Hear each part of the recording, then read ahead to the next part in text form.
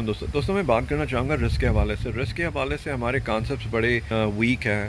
آئی سین کہ ہمارے معاشرے میں رزق کو لے کے یہ سمجھا جاتا ہے کہ میرے پاس بہت رزق ہے. اگر میرے پاس 10 گاڑیاں 10 گھر ہیں تو آپ اس کو assume کریں گے اس شخص کے پاس بہت زیادہ رزق اللہ نے اس کو عطا کیا. رزق اللہ تعالیٰ نے انسان کا لکھ دیا. پلیز یہ اپنے ذہن میں رکھ لیں کہ رزق لکھ دیا گیا. آپ ایک زندگی میں جب آپ پیدا ہوتے ہیں مرنے تک جو بھی کنزیوم کرتے ہیں وہ آپ کا رزق ہوتا ہے.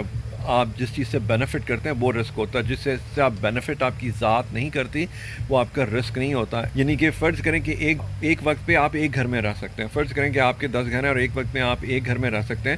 اٹس ناٹ ہیومنلی پاسبل کہ آپ ایک وقت میں 10 گھروں میں رہ سکیں.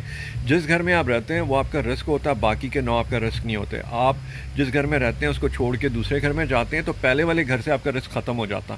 آپ دوسرے گھر میں آ جاتے ہیں اور اس میں رزق شروع ہو جاتا ہے. ہمیں یہ سمجھ میں آ جائے تو مسلمانوں کے بہت سے مسائل حل ہو سکتے ہیں. ہمیں یہ ہورڈرنگ کی, ذخیرہ اندوزی کی, مال کو جمع کر کے اس لالچ ختم ہو جائے انسانیت کے اندر. ہمارے مسلم معاشرے میں اسی لیے پیسے کو اکٹھا کیا جاتا ہے, رکھا جاتا ہے کہ اس تمام چیزیں میری ہیں, جبکہ یہ آپ اس کے واچ مین ہوا کرتے ہیں. جب تک آپ زندہ ہیں آپ اس کے واچ مین ہیں, وہ آپ کا رزق نہیں ہے. رزق وہ ہے جو آپ نے استعمال کیا. آپ نے وہ پیسہ حاصل کیا, اس سے آپ نے کوئی کپڑے خرید لیے, آپ نے چشمہ خرید لیا, میں نے یہ ٹوپی خرید لی, میرا رزق بن گیا. چیز آپ کو فزیکلی بینیفٹ کرے گی اس دنیا میں جہاں پہ ایک ہم فزیکل ورلڈ میں رہتے ہیں, جو اسباب کی دنیا, اس میں جو چیز آپ کو بینیفٹ کرتی ہے وہ آپ کا رزق ہوا کرتی ہے. اللہ تعالیٰ نے وہ تمام تر سورہ ہود کے اندر آیت نمبر 6 میں بتا دیا کہ ہم نے پروویژن کر دیا, لکھ دیا کہ یہ چیزیں تمہیں ملیں گی, اس کے علاوہ نہیں, اس سے زیادہ نہیں, اس سے کم نہیں.